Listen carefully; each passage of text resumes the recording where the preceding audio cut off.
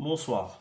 Dans le cadre de cette série de vidéos, je voudrais montrer comment est-ce qu'on peut câbler une armoire. Quels sont les différents outils qui nous permettent en fait de câbler une armoire. Alors, dans le cadre d'un projet d'ingénierie, normalement les ingénieurs ou les techniciens, ils sont censés en fait mettre en place ce qu'on appelle un dossier technique.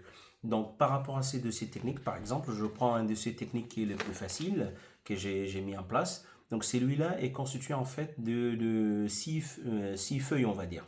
Donc les feuilles sont appelées des folios. Alors au niveau du folio, on trouve classiquement 3 voire 4 éléments. Donc le premier élément, c'est ce qu'on appelle les schémas d'implantation. Alors au niveau de la partie ingénierie, on doit montrer comment les éléments sont installés par rapport à leur position dans l'armoire en fait. Et deuxième des choses, c'est aussi ce qu'on appelle le schéma des câblages. Donc le schéma de câblage, c'est la partie puissance et la partie commande et d'autres éléments qu'on peut aussi rajouter éventuellement.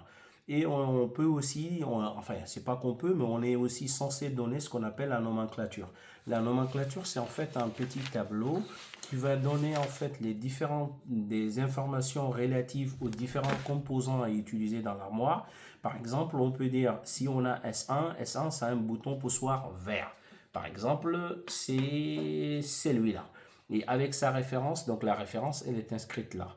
Et si on dit par exemple le H1, c'est un bouton, c'est un voyant blanc, et donc c'est celui-là qu'il va falloir installer. Alors l'installer où? C'est au niveau du schéma d'implantation. Donc dans le cadre de cette première vidéo, je voudrais simplement montrer comment est-ce qu'on utilise des outils qui nous permettent en fait d'implanter les différents éléments. Par exemple, je dois installer H1, H2, H3, S1, S2, S3 sur ces pupitres-là. Alors, pour les compléter, parce que ça ne donne pas vraiment des informations précises, ça donne juste l'implantation des différents éléments. Alors, leur position exacte est donnée en fait par ces schémas-là. Donc là, c'est un schéma que j'avais mis ça en utilisant un logiciel gratuit qu'on appelle ça FreeCAD. Et donc, je me suis basé simplement sur la dimension de mon pupitre, qui fait en longueur, ça fait 263 mm, et en largeur, ça fait 185. Après, je me suis dit, il va falloir faire 12 trous. Et donc, le premier trou, il s'y retrouve, suivant l'horizontale, ça fait quand même 32,5. Et suivant la verticale, ça fait aussi 32,5. Et après, je vais essayer d'installer les différents éléments et qui sont espacés des 60 mm.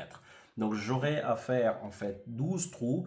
Et les 12 trous me permettent facilement d'installer ces 6 éléments-là. Et ceux qui ne sont pas là, on peut quand même les boucher facilement. Voilà, alors pour faire ça, il va falloir essayer de tracer. Après, je vais essayer de pointer. Une fois que j'ai déjà pointé, je vais faire des trous. Et donc, le trou, c'est des trous de 22,5. Pourquoi 22,5? Parce que le diamètre de la base de ces voyants ou de ces boutons poussoirs étant classiquement de 22. Alors, pour faire précisément avec 22,5, on va utiliser une clé qui est là, qui est une emporte-pièce. Et après, avec ce type de poinçons-là, on peut faire avec précision le diamètre de 22,5. Donc, je vais commencer à tracer. Donc, en fait, j'avais déjà tracé et j'ai déjà percé. L'étape suivante consiste simplement à essayer de faire le trou de 22,5. Donc, alors, les trous qui sont déjà là ont été faits à base de la perceuse. Et donc, le diamètre étant 9,6. Et donc, je vais essayer d'installer le mécanisme. Donc, le mécanisme, le ponçon, il est là. Et donc, en fait, on va juste l'installer comme ça. Voilà. Et après, on va essayer juste de les fixer comme ça. Et une fois que c'est fixé, alors tout ce qu'il y a à faire, c'est de faire tourner juste la clé. Donc, alors, il y a un sens au niveau de la clé. Donc, je vais la faire retourner comme ça. Et là, le ponçon va essayer de passer par la pièce. Et comme ça, on aura le diamètre de 22,5 qui est déjà fait.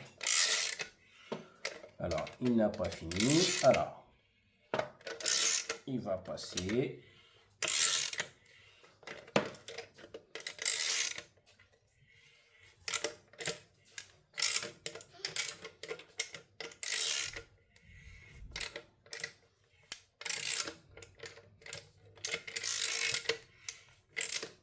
il commence déjà à traverser la pièce. Et voilà, il a déjà fait un petit cac. Et normalement, ça doit être bon. Ah, il n'a pas traversé totalement. Donc je reprends.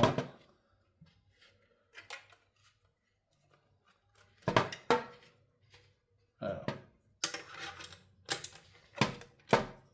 Voilà, et comme ça, j'ai déjà ces types de trous là qui sont bien faits. Et donc après, je peux installer facilement des boutons poussoirs et des voyants tranquillement.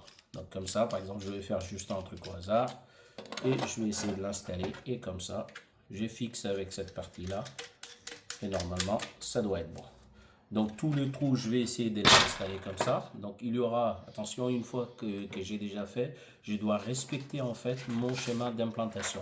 Qui consiste à dire que suivant l'horizontale, quand on l'installe comme ça, il faut trouver H1, H2, H3. S1, S2, S3. Et les autres, on va essayer d'utiliser simplement de petites pièces comme ça pour pouvoir bloquer. Et donc, on ne va pas utiliser cette partie-là. Et donc là, c'est là où viendra en fait la nomenclature qui consiste à dire que H1, c'est un bouton poussoir de telle référence et de telle couleur. Et là, c'est au niveau de ces petits tableaux-là qu'on va essayer de retrouver. Donc nous avons le tableau ici, H1 sur le blanc, donc effectivement je l'avais bien fait. Donc je vais essayer de faire tous les autres trous et je vais essayer d'installer tous les voyants et les boutons poussoirs. Alors j'avais déjà installé tout et donc je vais essayer de vérifier conformément à mon cahier des charges, est-ce que je respecte ce qu'on m'avait demandé ou pas. Donc en fait ici si on voit par rapport au schéma d'implantation, donc j'ai quand même 6 boutons poussoirs, 6 voyants, non, pardon, c'est 6 éléments à installer, dont 3 boutons poussoirs et 3 voyants. Donc le H1 c'est un bouton poussoir des couleurs blanches, donc il est là. Et le H2 qui est installé ici, donc H2 c'est le deuxième ici, et de couleur verte qui est là. Le H3 qui est juste à côté et de couleur bleue qui est installé là. J'ai ici le S1 qui est des couleurs vertes. Donc S1 c'est des couleurs vertes. Alors là j'avais raté. Donc la couleur verte elle n'est pas ici mais plutôt elle est là. Et le S2 est des couleurs jaunes, donc c'est celui qui se retrouve au milieu, donc je l'avais raté. Donc le S3, en fait, le S3, il faut qu'il soit là. Donc en fait, c'est-à-dire que j'ai bien installé ceux-là et j'avais mal installé ceux-là. Donc ceux-là, ça veut dire qu'ils ont été installés, mais ils n'ont pas été installés aux endroits prévus et imposés par le cahier des charges. Ça, c'est quand même quelque chose de très important. Parce qu'en fait, par rapport à un cahier des charges, on impose à ce que le bouton poussoir, les voyants ou les différents éléments, le client l'impose. Il dit, moi je veux que tel élément soit à tel endroit. Alors là, ça veut dire que mon S1 qui est de couleur verte, il doit être à gauche, mais moi je l'avais mis ici à droite. Le S2, c'est des couleurs jaunes. Donc le S2 ici, S2, c'est celui du milieu et de couleur jaune, mais il est resté là. Donc en fait, le vert est parti à la place du rouge. Donc le S1 ici, quand je vois le S1 à gauche, c'est des couleurs vertes. Donc il faut qu'il soit, le vert, il faut qu'il soit là. Et celui des couleurs rouges, il faut qu'il soit ici. Et celui des couleurs jaunes, il faut qu'il soit au milieu. Alors les autres, j'avais installé, c'est parce qu'en fait, quand je vais compléter le TP, j'aurai éventuellement besoin de ça.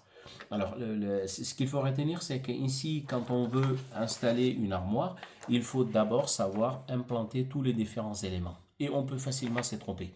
Donc, alors, la chose la plus importante, c'est de se dire, j'ai un schéma d'implantation. Par rapport à ces schémas d'implantation, ça me définit en fait les différents éléments parce que lorsqu'on essaie de câbler une armoire, on n'aura pas tous les trous qui ont été déjà bien installés. Non, non, non. Au contraire, tout viendra tout neuf et c'est après qu'il faut installer tous les différents éléments.